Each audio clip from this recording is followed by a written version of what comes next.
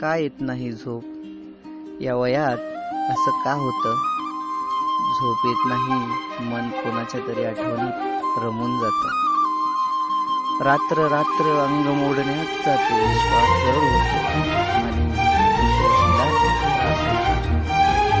चादरीचे तर विचारूच नका हाल, आणि गादीचा तर होतो टोळामोळा. उघड्या डोळ्यांनी पाहतात स्वप्न लाले लाल. झोपच लागत नाही आणि होऊन जाते सकाळ. पण तरीही ती आठवण तशीच राहते. तहानलेल्या ओठांना मग चहाची गोडी चाकते. भासवतात असे की जणू कप नसून समोर ओठच असावे कुणाचे तरी. आंघोळीच्या वेळी तर सारे बांधच फुटून जातात.